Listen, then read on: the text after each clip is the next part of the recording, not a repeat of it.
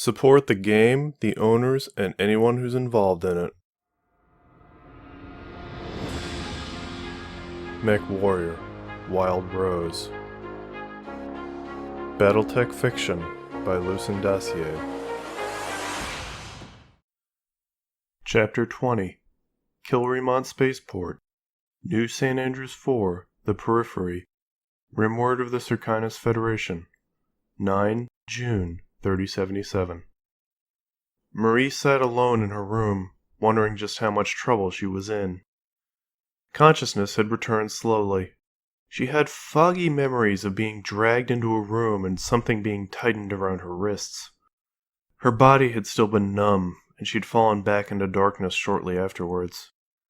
When her eyes had cracked open again, she'd found herself on the floor of her room. It had been cleared out of tools and equipment, and her wrist comp was missing. From the bolts she saw attached to the door, she could guess the lock had been reversed to lock from the outside. Not that she could have checked it, because her wrists had been shackled around the leg of her bed. Her first response had been panic. Thomas must have come up behind her after getting the better of Keridan. She didn't know why he would have left her alive or gone to the trouble of dragging her to her room, but there were many possibilities she didn't want to think about. She had tried pulling herself free, but the bed frame was solid steel and bolted to the floor. Her efforts just ended up straining her shoulders and digging the shackles into her wrists. After the initial rush of terror had passed and her mind had settled down, she had started thinking it over. The first order of business was checking herself. Aside from her wrist comp and her neurohelmet, nothing seemed to have been taken off of her. She was still in her hussar's uniform. Her only injuries were the egg on the back of her skull and the bruise on her forehead from where she'd hit the catwalk. That left the question, what had actually happened? She hadn't heard any scuffle, no weapons fire, not even a grunt or a thump of a punch landing. Her first warning anything was wrong had been the hit to her head. Keridan and Thomas were both seasoned soldiers. There was no way either had been able to subdue the other so quickly. So what did that mean? She knew almost immediately what it meant, of course, but she didn't want to believe it.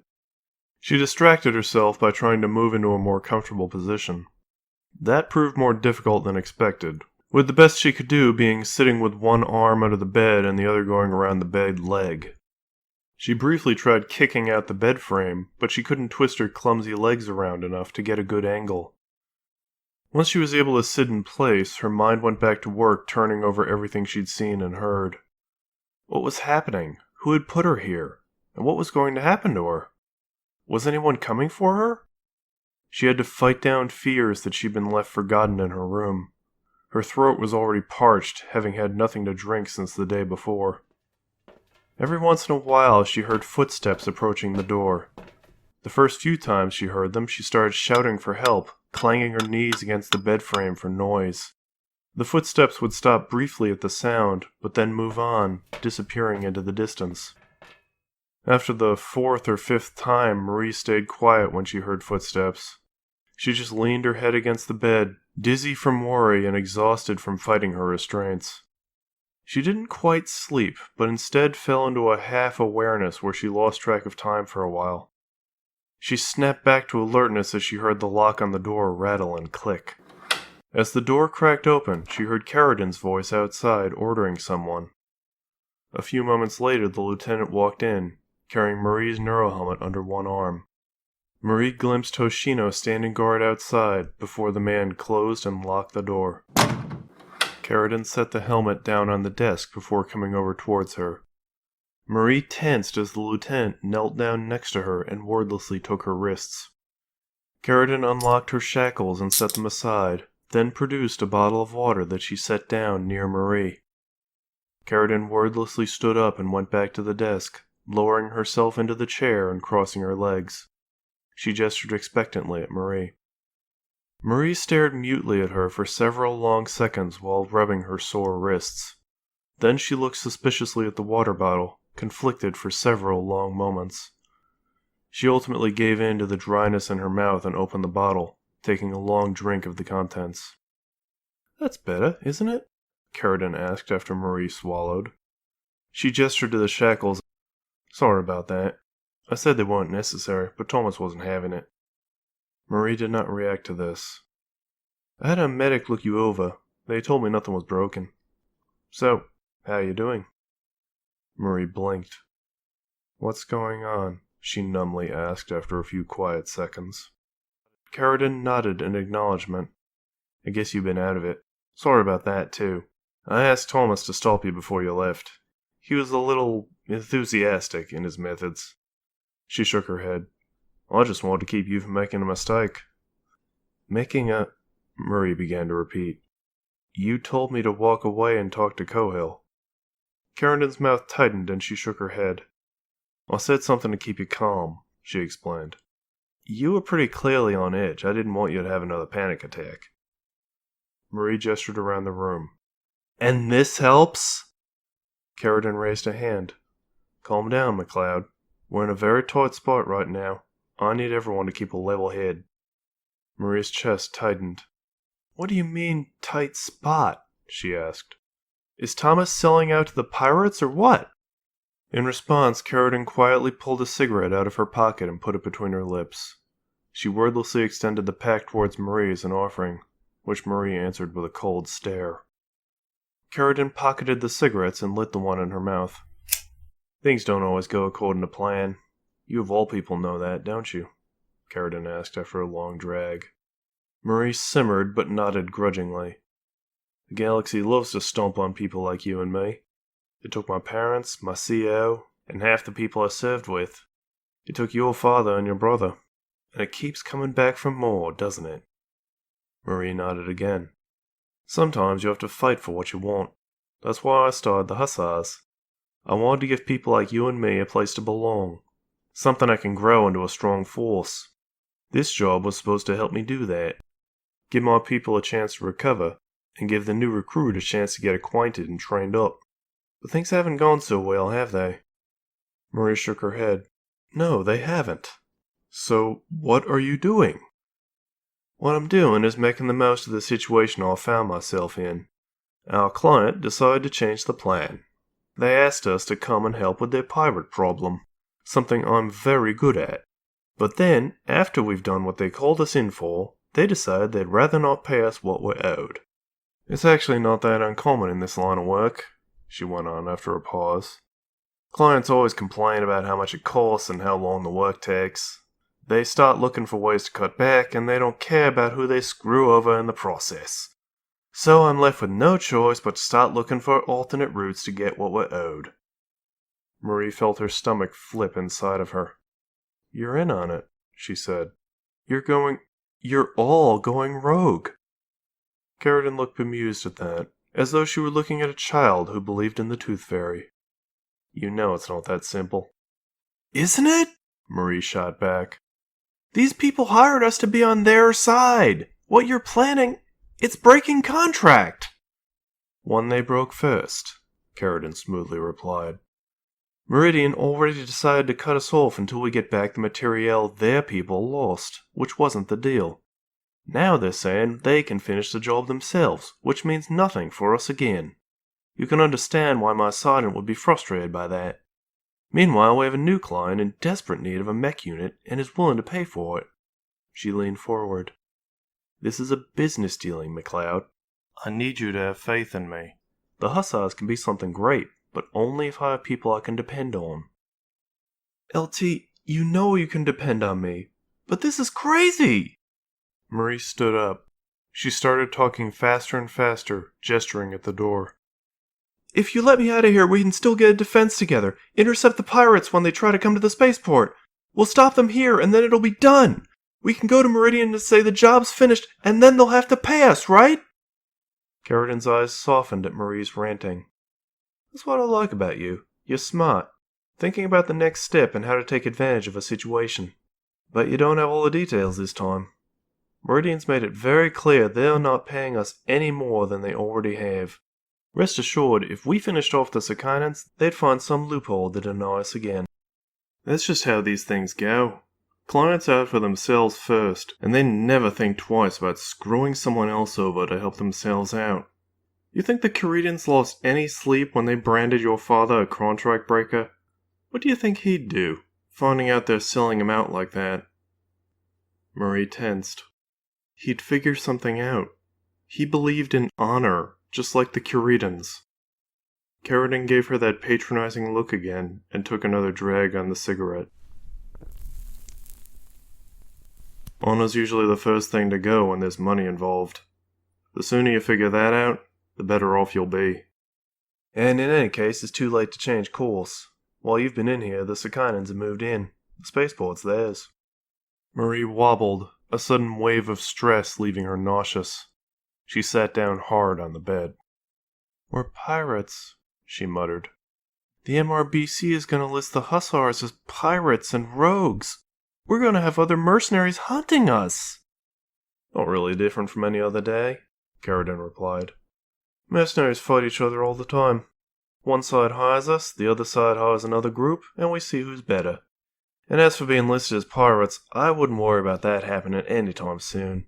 As far as Meridian knows, pirates attacked and seized the spaceport while the Hussars were doing repairs. Any spaceport staff are prisoners of the Sakainans, and if anyone asks, so are we.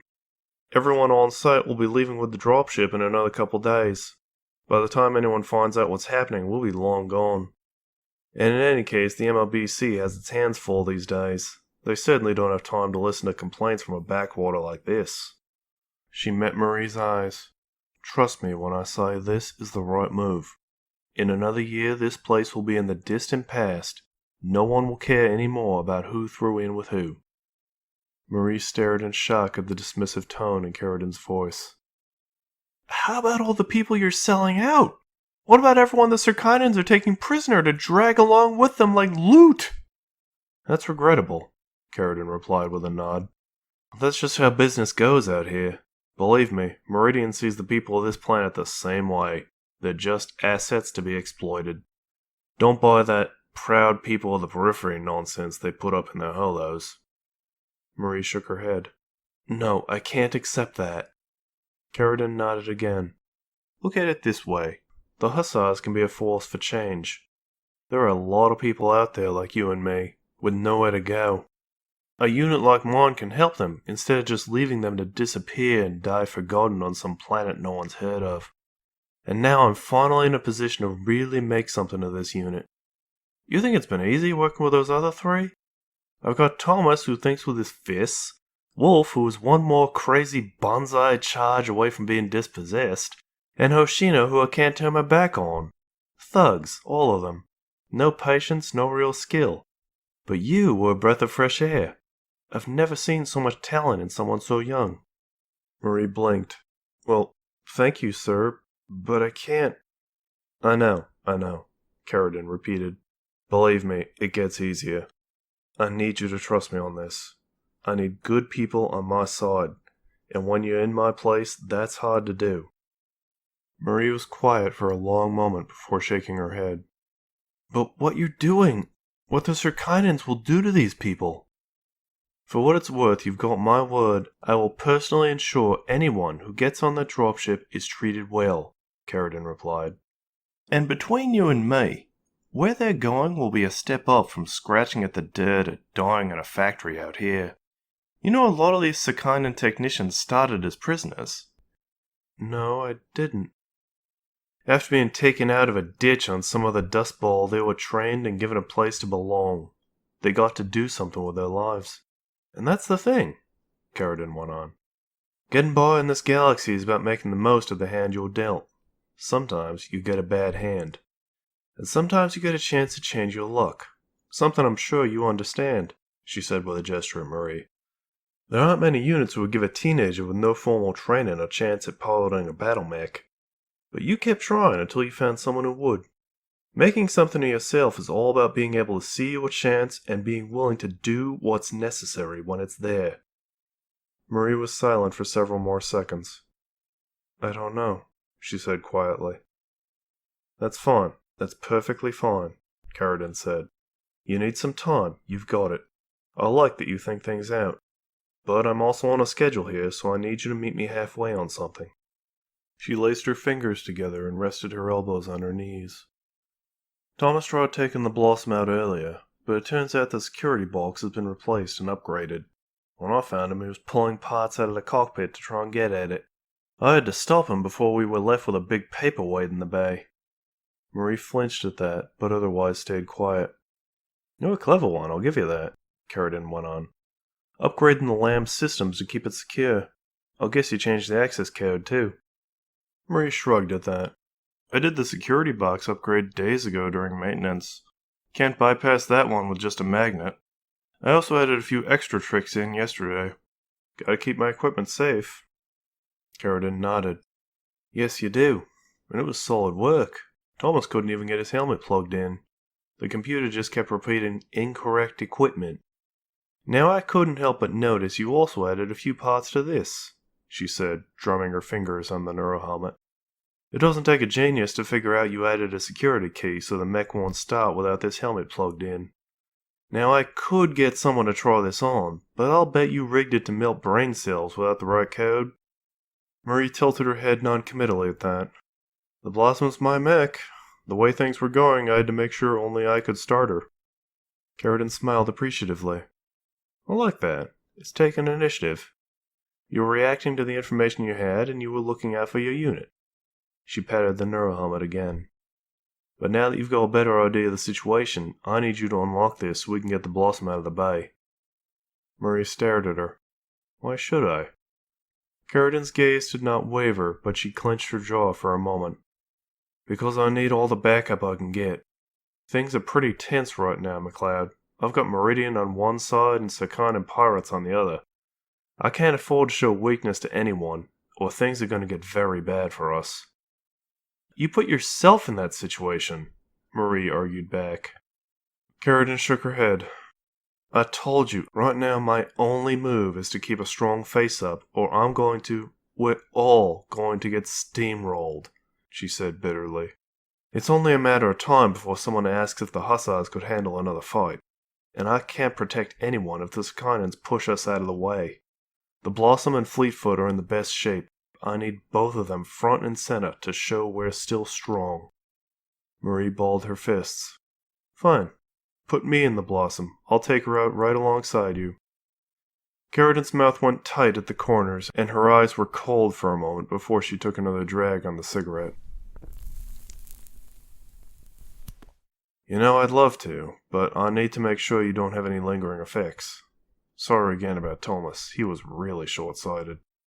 He splits my head open and you're giving him my mech for it? Marie asked. LT, you're asking me to trust you. Why don't you trust me and let me back in the Blossom? Keridan lowered her face, massaging her forehead in one hand. I just told you why, she said tiredly. When she met Marie's eyes again, her expression was sad. I'm in charge of this unit, but everyone in it has demanded something of me, she said quietly. Thomas refused to follow me unless I made him a sergeant, and now he's acting like he should be in charge.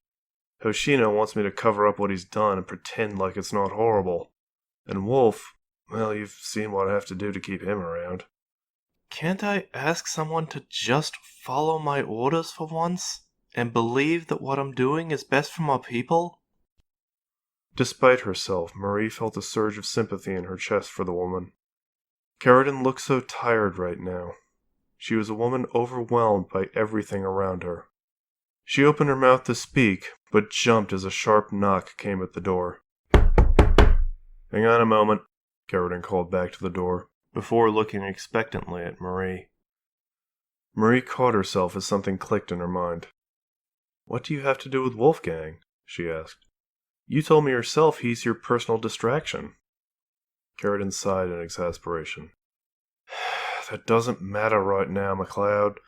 Once the Sarkhanan ship lands, they'll seize anything that's not bolted down. They have a code breaker on their ship, you know. All that security on the Blossom won't stop them from taking it from you and me. Right now, you are my only hope to hang on to my machines. So can you do this thing for me? She asked, her voice taking an edge as she spoke. Marie considered it for several heartbeats. Finally, she took a breath and shook her head. All due respect, sir? No, I can't be a part of this. At Marie's words, the expression on Keridan's face vanished. All emotion disappeared in an eye blink, replaced by the familiar, cold, unblinking stare that made Marie's insides tighten. Keridan took one more drag on the cigarette before dropping it to the ground. "I had high hopes for you, McCloud," she said. "You had the makings of one of the greats. I was going to make you my sergeant once we got off planet. But I guess that's all gone now," she said with a sigh. Marie sucked a breath in through her teeth as Keridan stood up. Keridan gazed at her impassively for a few seconds. "What's she going to do to me? That's what you're thinking now, isn't it?" she finally asked. Marie balled her fists but stayed frozen in place while Keridan went on. "Don't worry about that. I was being honest when I said I like you. I want to see you walk out of here as much as you do. And in any case, I don't need to do anything to you. I told you I'm a scout first. My job is figuring out what people do under pressure, what they can't stand to give up." She put one hand on the neurohelmet, and Marie clenched her jaw. Keridan narrowed her eyes at the reaction. "Tempting. I bet you'd bend if I break this. But I'll need this if I'm going to start my lamb, aren't I?" she asked. Marie glowered, biting back the temptation to say the blossom wasn't her anything. "A nomad like you, there's not much I can threaten to take from you, is there? That's what you're thinking right now," Keridan went on. She rapped her knuckles on the door to the hallway outside. The door unlocked and Thomas and Hoshino walked in. Marie's breath caught as she saw them escorting her mother between them. At Keridan's gesture, the two men dragged Rachel around to stand against the wall. Rachel was pale, her eyes flickering back and forth between Marie and the hussars. Hoshino looked away from Rachel and Marie, his own face tight. "Any word from Wolf yet?" Keridan asked the men. "On his way back from Plant 2. Everything went smooth. Sirkinans have the facility," Thomas answered. "He's double-timing it. Should be back within the hour." "Good. As soon as he's back, I'll expect him back on patrol," Keridan said, before turning her attention back to Marie. "All right, McCloud, here's the thing," she said, so calmly it sent chills down Marie's spine. "I'll need my lamb up and running as soon as possible. I've tried being polite, and you've turned down my offer. So here is my one and only counteroffer." She drew her sidearm and chambered around, then calmly pointed the gun at Rachel. "You're going to give me the code to my mech, or you're going to watch your mother take a bullet." Marie was silent, not out of bravery or resolve, but because her words had simply abandoned her. She could only stare wide-eyed at Keridan. "This is a slug thrower, McCloud," Keridan went on. "It doesn't cauterize wounds like a laser. There'll be a lot of blood, and I'm not aiming for anything vital. Not yet, anyway. I bet I can get 3, maybe 4 rounds in her before she bleeds out." Marie opened her mouth, but couldn't speak or even breathe. She coughed, trying to open her throat up. Her eyes flickered away from Keridan to her mother, then back up to the lieutenant. She took a struggling breath, trying to find her words. It would be fine. All she had to do was tell them how to unlock the blossom. And then... It won't work. Everyone in the room looked at Rachel. The woman was staring directly at Keridan. "My daughter hates me," Rachel said calmly. "Give her the gun. I'll bet she'd be happy to put a few in me herself. This sort of thing won't scare her," she added, her gaze flickering over to meet Marie's. "Shut up," Thomas ordered gruffly. He pushed Rachel to her knees, so harshly she was pulled out of Hoshino's grip. Rachel smirked. "Or what?" Keridan calmly placed the muzzle of the gun against Rachel's forehead. Her finger rested on the trigger. Rachel took a breath, keeping her attention on Keridan. "You'd better pray that thing doesn't jam, Lieutenant, or I'm shoving it down your throat." Keridan clenched her jaw again and looked over to Marie. "Well, McCloud?" she asked. Marie stopped breathing. She could see it all playing out. She could see her mother's head exploding into a spray of blood. She could see the gun being aimed at her, bullets going into her shoulders, her hands, her stomach, until she gave up everything just so it could be over. She wasn't sure it wasn't happening now. She felt like she was floating over her body, watching it all play out, and it was too much to take at once. She started laughing. Everyone in the room stared at her. She tried to choke it down, but having started, she couldn't stop. It had suddenly hit her how Keridan was absolutely right. Life kept taking things from her. Her father, her friends, her mother's ship, her brother, even her last name. And now, right when she'd thought she had a chance at getting something back, it had all been a lie, setting her up to take what little she had left. She knew it was wrong to laugh, and she had maybe seconds before Keridan lost patience and killed her, but that somehow made it even harder to stop. Keridan glowered as Marie doubled over laughing. Thomas grabbed a fistful of Rachel's hair, holding her steady under the gun. "Lieutenant?" he asked expectantly. Keridan paused, considering the hysterical Marie for a few seconds before looking at Hoshino. "This one's a dropship pilot, right?" she asked. "Hi, Lieutenant," Hoshino breathed. "She'd be worth something to the Sarkinans," Keridan finally admitted. At a gesture from her, Thomas pulled Rachel up to her feet. "But who are the others? And you," she added, looking at Hoshino as she holstered her gun. "Get it out of her. I don't care what you need to do." Hoshino looked bewildered. "Lieutenant, she is one of ours." "Don't give me that. She made her choice," Keridan retorted, sharply enough that Hoshino flinched. She took a step towards him and lowered her voice. "Look at her. She's broken already. And if she has any fight left in her, remember her family betrayed the Combine." She pointed at the neurohelmet on the desk. "She unlocks that, or you and I will have a problem. Understand?" Hoshino hesitantly nodded at that, with a muttered, "Hi, Lieutenant." Keridan appeared satisfied with that and walked out with Thomas, who dragged Rachel along with him. Marie continued shaking with laughter as the three of them left. Rachel's eyes stayed on her until the door slammed shut. Marie's stomach flipped as she heard the lock click. Her laughter quickly subsided, replaced by a chill at the oppressive silence that had descended. For his part, Hoshino was standing near the door, a distant look in his eyes as he returned Marie's attention. "You're not always the good cop, are you?" she asked quietly. Hoshino somberly shook his head in response. "Has it all been a lie? Is this just how she does things?" Hoshino shook his head again. "No, young one. Keridan has been shouldering much these past few years. She has simply been pushed too far this time. She is full of anger right now. You and your mother do not need to suffer that anger." "And you don't have to do this," Marie said quickly. She stood up from the bed. "You don't want to hurt me, do you? Just tell Keridan you couldn't get me to talk." Hoshino's lips went tight. "That would not save you," he said. "No, I do not want to force you to talk, but Keridan gets what she desires. If I fail here, then I will be punished, and you will simply send someone else to pull out your secrets. Then I will have to live with knowing I am why you suffered even more than you would have with me."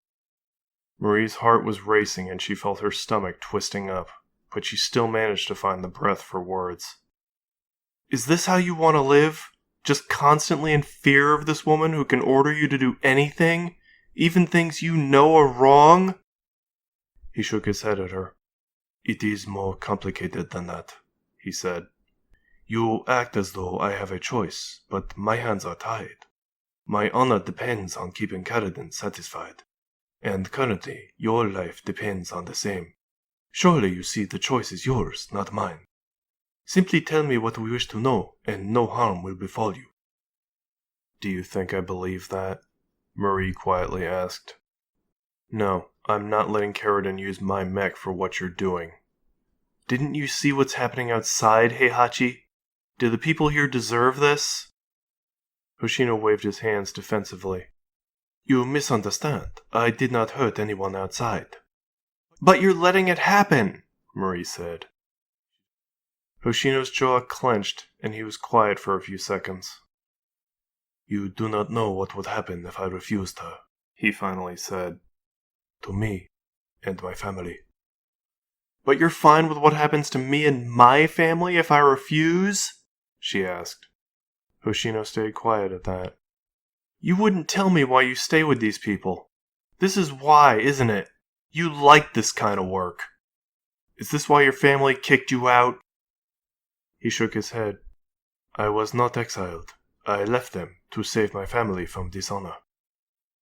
Well, how good for you. I'm sure they're so proud of the samurai you've become, she spat out. Hoshino flinched at that, a look of shame crossing his face. His hands clenched and unclenched. I have no choice, he said again as he took a step towards her. If only you would cease this insubordination and follow your commanding officer. Marie raised her middle finger at him. You sound just like her. Hoshino's lips went thin and he clenched his fist tightly. McCloud, Marie-san, They both looked up as the lock clicked. Thomas walked in, slamming the door behind himself. Wrapped up yet? He demanded. He looked Marie up and down, disapproving at the lack of injuries.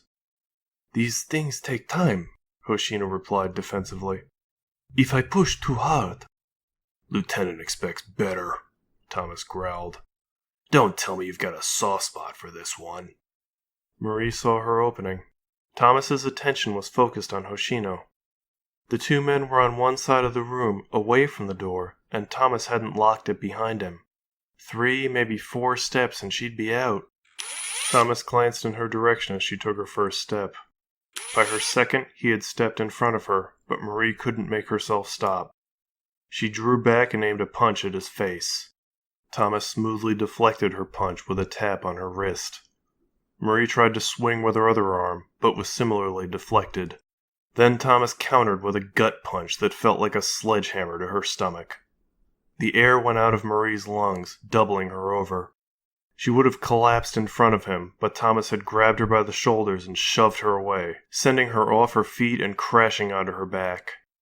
Unbelievable, Thomas muttered. He unholstered his sidearm. Did you really think that was going to work? Coughing and gasping for breath, Marie could only stare at the gun. She managed to get herself up on her elbows, but didn't have the strength to lift herself up any further. Thomas shook his head pityingly at her. That's your problem, McCloud. You talk a big game, but you just don't have the steel for this job. He approached, looming over her. Just another kid getting in my way. Marie only barely heard him over her own heartbeat. But even through the rush of adrenaline, she could hear that voice in the back of her head again. You are a warrior. You will survive this. She pushed herself backwards, sliding along the floor. Thomas slowly stepped after her, a dark look on his face. When Marie's back hit the wall, her heart jumped into her throat. Do you think you're important? Thomas spat. You think you matter even a little? You're just another name. You're a waste of my time. You know what to do. Wait. You're some stupid girl who thinks she's a big deal. He leaned over to glare down at her. But the second things get hard, you just go to peace now. Marie did not stop to think about it. She clenched her jaw, shifted her weight, and snapped her left leg up as fast as she could. Looking down at her choking and sprawled on the ground, Thomas wasn't ready for the kick. Her metal and plastic foot struck his chin hard enough that his head snapped back, and Marie heard a muffled crack of bone giving way. He stood up straight with the force of the impact, half a dozen teeth flying from between his lips. He staggered backwards a few steps, and then his legs failed him. Thomas hit the ground like a pile of bricks. Marie stared at him wide-eyed for a moment before glancing at Hoshino, who was staring equally shocked at her.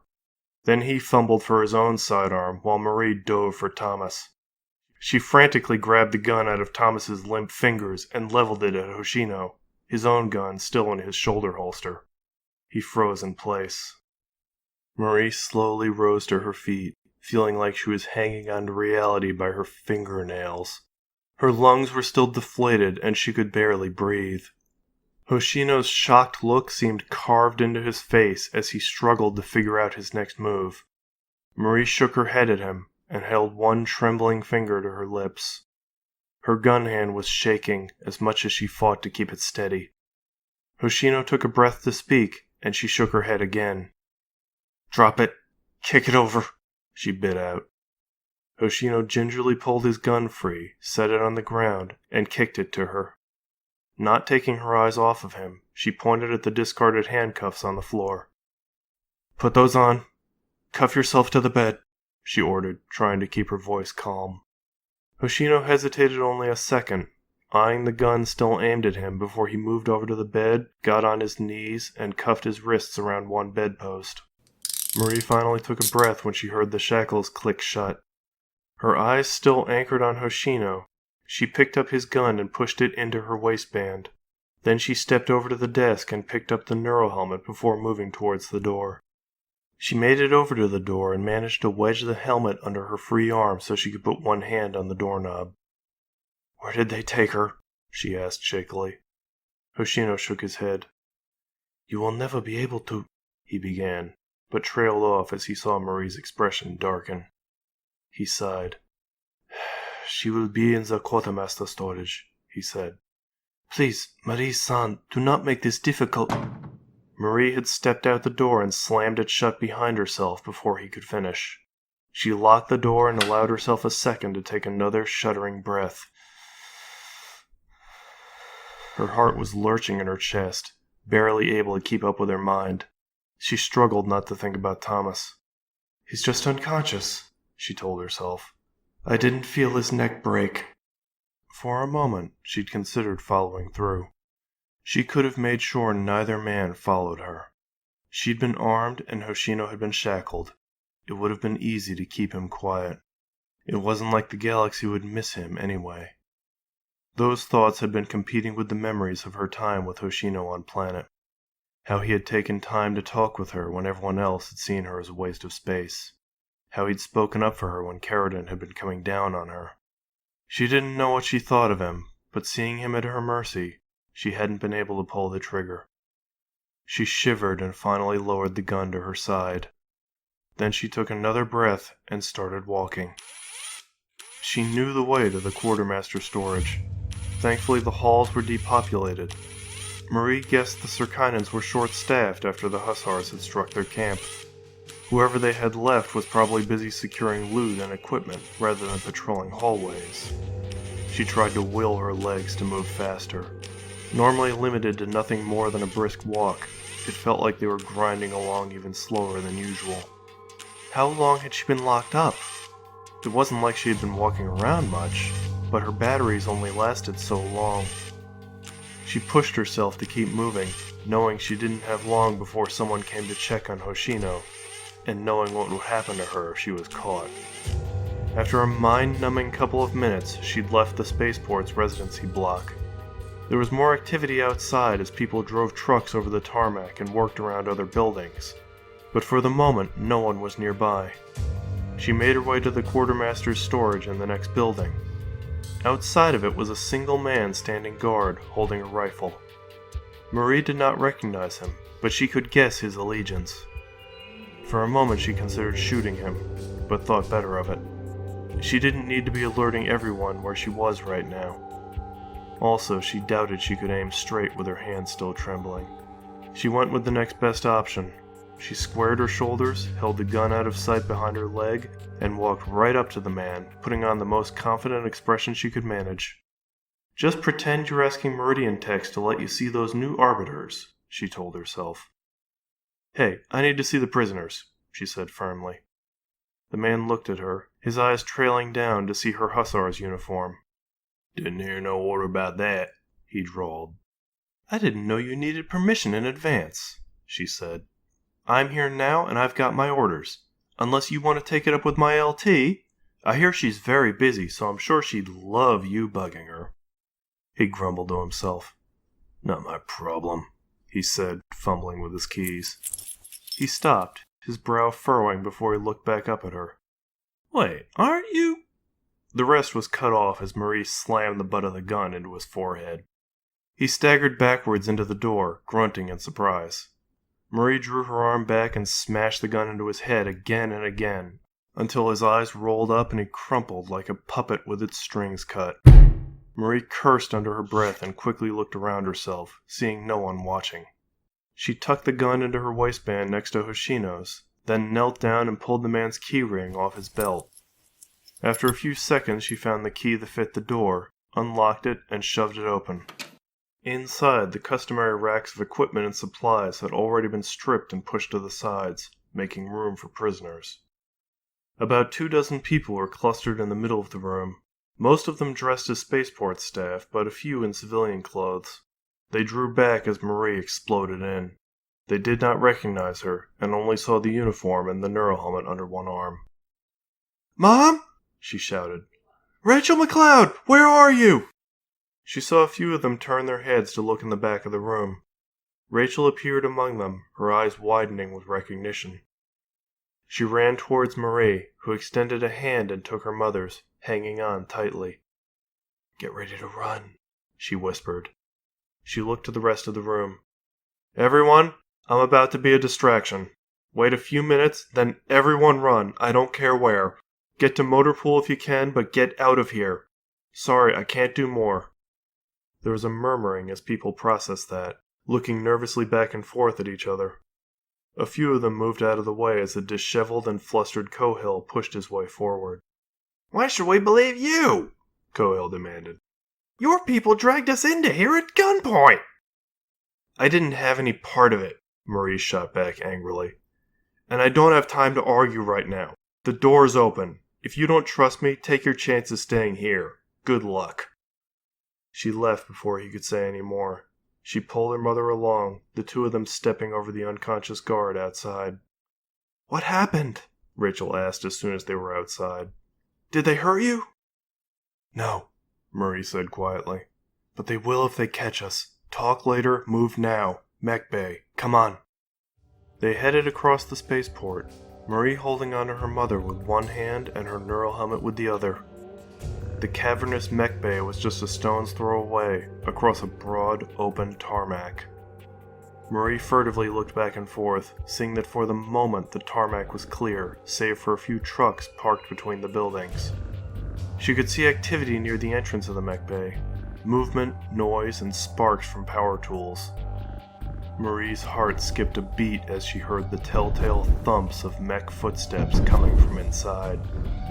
She pulled herself and Rachel behind a truck as Fleetfoot stepped into the light. She fought to keep her breathing steady. This close, the little raptor was a towering monster. The mech stopped outside the bay, standing motionless as though it were considering something. Her heart was hammering in her chest as the seconds ticked by and Fleetfoot stayed put. Keridan had to be looking at her sensors, or she was talking to the Circainans to see how everything was going around the spaceport. Had anyone found Hoshino? Marie felt a chill as she remembered just how precise Fleetfoot's Beagle active probe was. Was Keridan watching her right now, letting her huddle in terror for a few seconds before she opened fire? Marie slammed her eyes shut as Fleetfoot finally turned and started walking away, quickly moving out across the tarmac towards the edge of the spaceport. She felt Rachel squeeze her hand. "Mom," Marie whispered. "It's all right, keep moving," Rachel whispered back. "Mom, this is stupid. They're gonna catch us," Marie went on.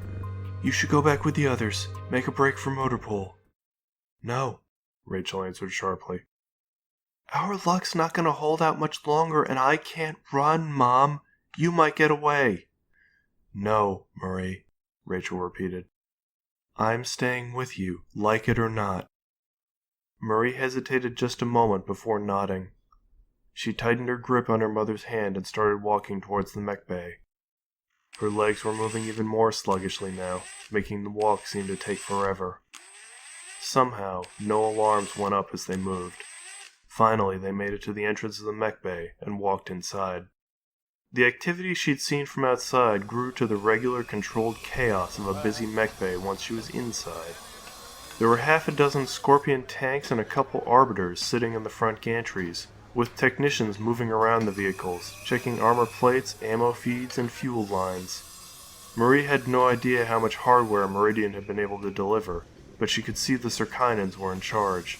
The techs all wore the skull logo on their coveralls.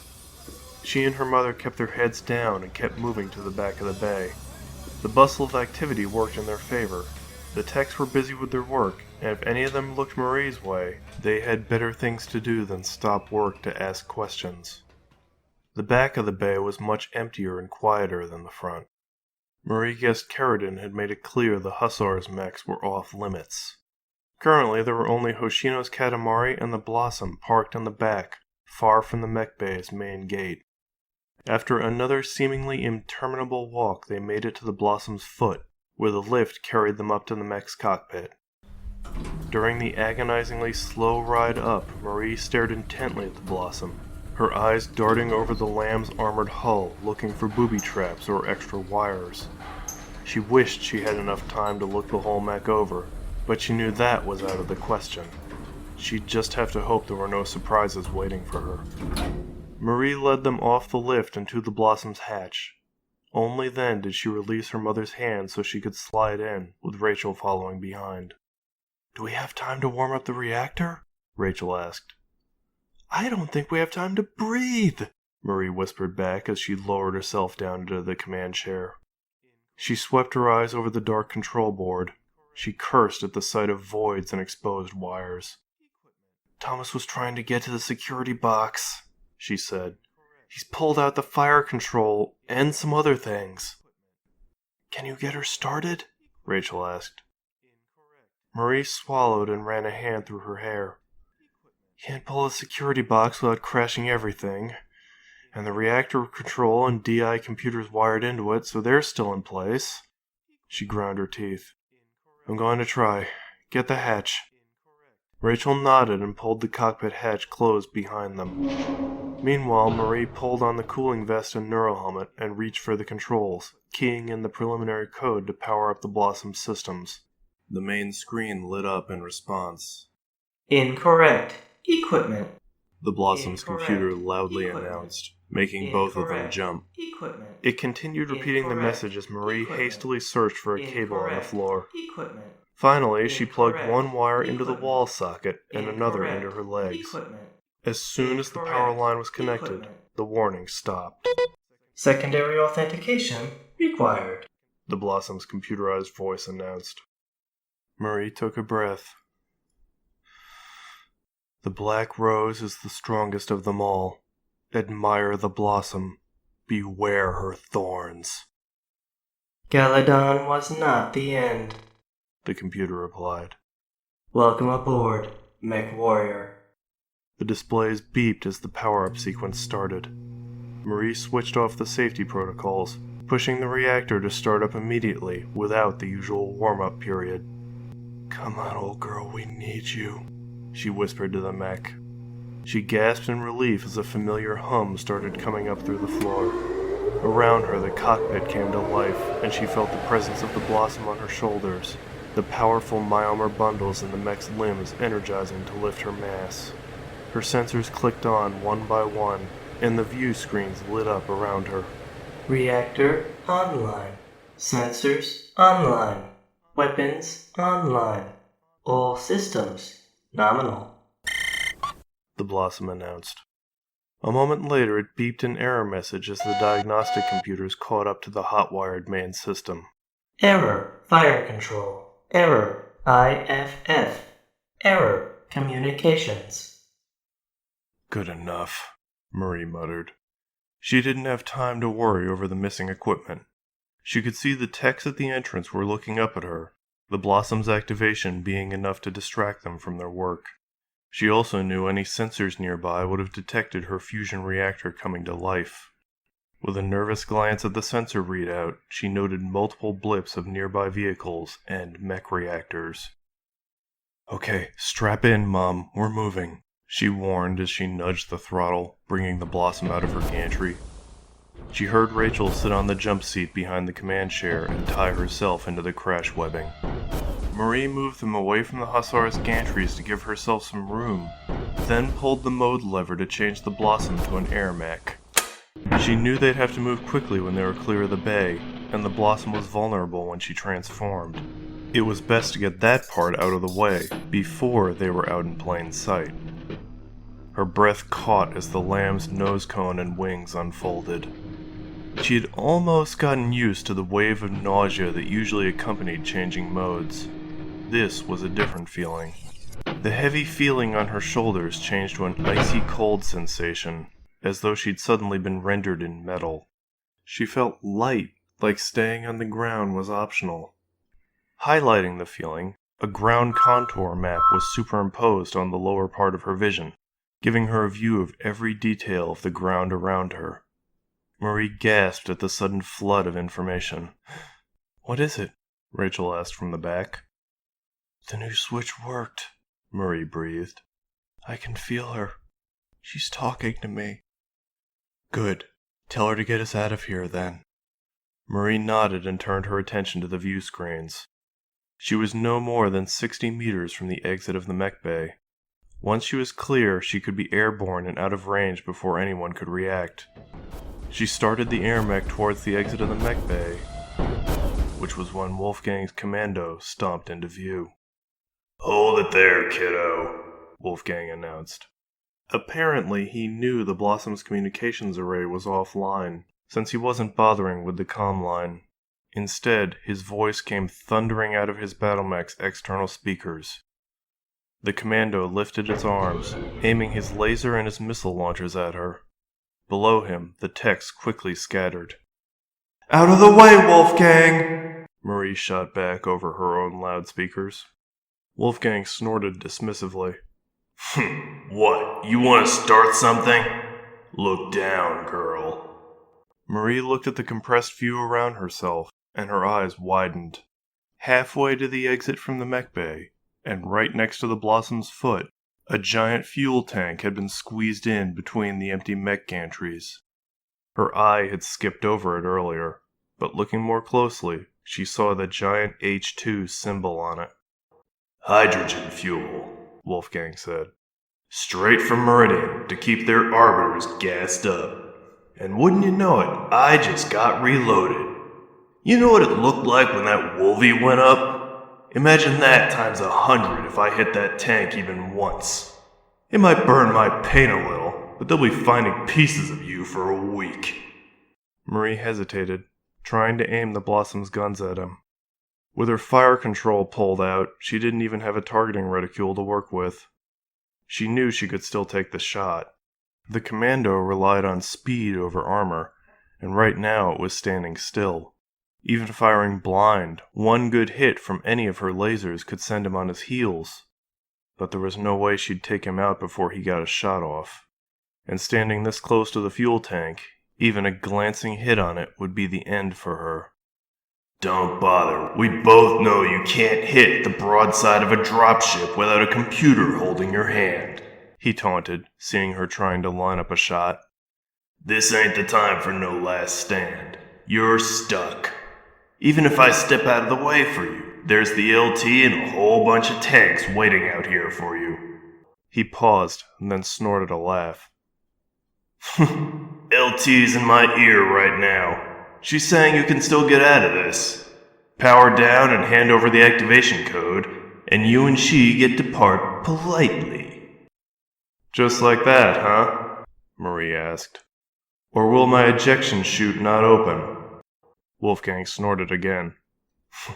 "The way I see it, you're not in a place to argue details. Stand down and maybe you get to walk away clean. Or try to be a badass and die in a fire." He waited 2 heartbeats while that sunk in.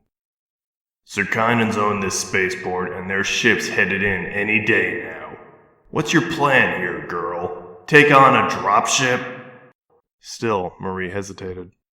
"I'll count to 3 for you, kiddo. 1... Marie grit her teeth.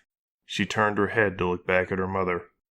Rachel, seeing the intent in her eyes, simply nodded and gripped the cockpit webbing tightly. 2, Wolfgang said. "Hey, Wolf?" Marie asked over her speaker. "Banzai." She slammed her feet down on the jump jet tabs. The huge thrusters on the air mech's back came to life, blasting white-hot fire out the vents. Marie held the control stick steady as the Blossom rocketed straight forwards under the thrust. After the first 10 meters, the air mech's feet left the ground, turning her into a 50-ton missile aimed directly at Wolf. To his credit, Wolfgang didn't hesitate and fired everything he had at her. In a minor stroke of luck, his medium laser went wide. A few SRMs from his chest launcher peppered her hull, but Marie didn't have time to worry about that. She braced herself as she slammed her shoulder into Wolf's chest. Armor flexed inwards, giving way and collapsing under the force as Marie was thrown forward in her seat by the impact. The commando was lifted off its feet, crumpling over her hull as they both cleared the mech bay. The impact barely had time to register before the combination of Wolfgang's missiles and the Blossom's jet wash ate through the hydrogen tank and set off its contents. Fully half of the compressed camera view disappeared in a fireball behind her, and the Blossom lurched with the blast wave. The commando tumbled off of her, and the Lamb was lifted up into the air. She crested and then inexorably began to fall, leaving Marie frantically stomping on the foot pedals.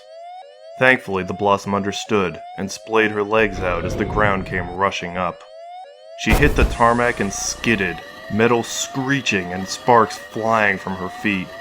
The gyro screamed, struggling to keep the half-mech, half-aerofighter upright while Marie wrestled with the controls. She teetered threateningly for a moment, but then shifted, heavily crashing to a standing stop on her feet. Marie let out a heavy breath as though she'd been punched. She could see the other enemies now. 4 tanks, Scorpions, and Vedettes were arrayed nearby, lit up in bright orange light from the hydrogen explosion. She thought she saw a Valkyrie half hidden behind a spaceport building, too. Behind her, the fireball was melting to a huge smoke cloud rising into the air. The commando's ruined chassis lay blackened on the ground, jerking as it was rocked by internal explosions. The mech's head split open and a command chair burst out of it before the SRM ammo finally cooked off and the mech dissolved into a second fireball.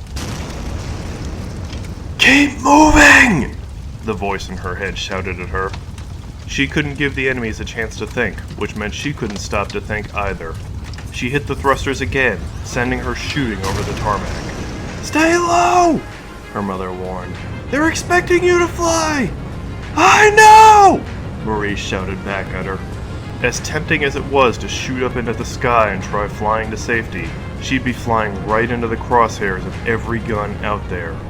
On the ground, at least, she had buildings to take cover behind, so most of the opposing guns couldn't draw a bead on her. Keyword being most of the guns, Marie thought to herself as the lock-on alert blared.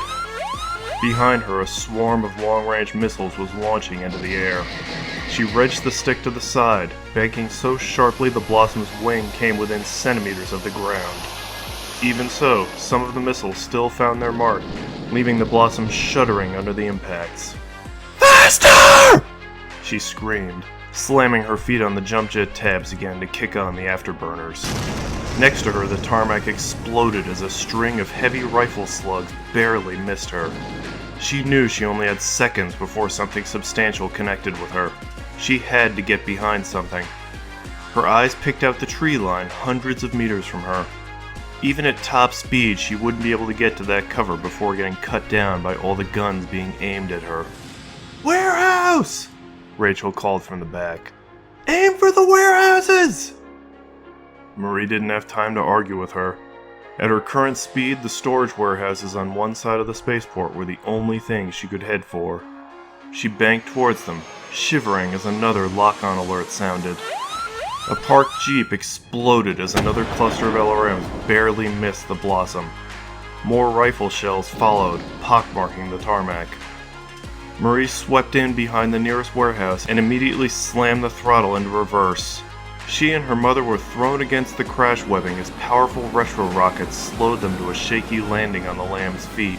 They only had a moment's peace, unfortunately, as the warehouse they'd taken cover behind rocked with impacts. It was no hardened military building, and its walls quickly started coming apart under the assault. "I thought they wouldn't shoot it!" Rachel protested from the back. "They were storing their own equipment there!" "Yeah, they're not stuffing," Marie growled. Her eyes darted over the displays, looking everywhere for a new plan. Everything was flashing by so fast she couldn't keep up with it all. Still, through the haze of adrenaline, she saw a tiny speck in the air. Worth a shot, she said to herself. Hang on! The Blossom lurched as Marie turned the clumsy air mech in place to go back the way she'd come. Marie pulled the stick back and hit the jump jets again, launching herself into the air just as another group of missiles arced over the warehouse, exploding on the ground where she'd just been. You're going right into their sights! Rachel warned. I know, Mom! Marie screamed back at her. She cut the engines and let gravity slow her down, and reached out with the Blossom's arm. Wolfgang's ejection seat landed in her outstretched hand. The Blossom slowed and hovered in place as Marie feathered the thrusters.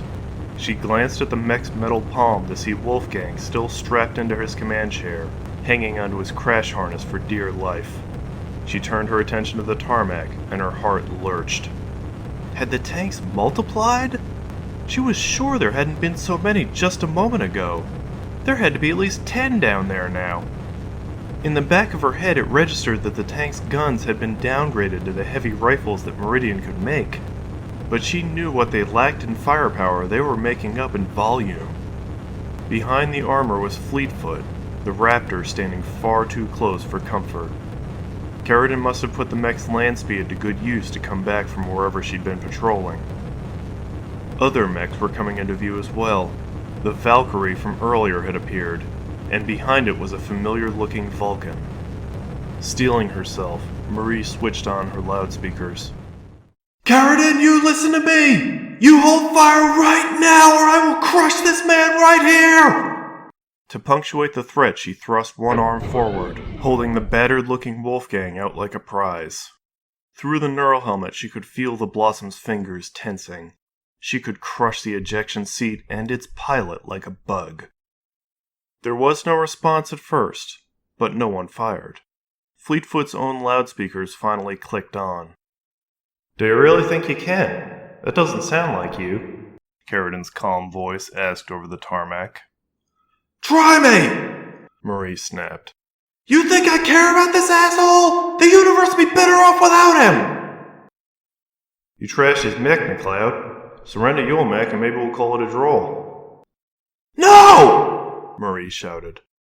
You're not making the terms here! You shut down the guns and let me leave or I swear you'll be scraping your man off the ground! There was a pause as Keridan considered that. Then, I don't need another dispossessed on my hands. I already told you, the galaxy's full of men like him. I'll just hire one that brings his own rod. All units open fire. Marie cursed as she saw the tank's guns take aim and the lock-on alerts screamed. She switched her grip and clamped the Blossom's hands in a cocoon around Wolfgang, then cut her jets completely. The first salvo from the guns went over her head as the Blossom dropped out of the sky. She pushed the throttle back up a heartbeat later, the acceleration burying her in her seat as she regained altitude and climbed.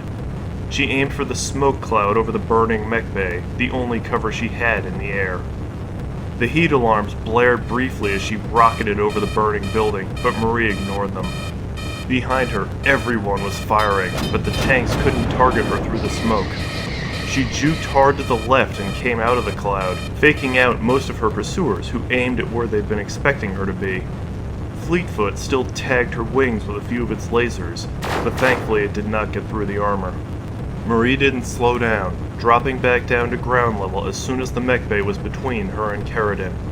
Going at maximum speed, she weaved back and forth, the missiles and shells from her pursuers mostly scattering around her. Within moments, she'd made it to the edge of the spaceport and was skimming over the trees. After one final salvo of LRMs bombed down around her, Marie was out of range, and within minutes, she was out of sight. End chapter 20.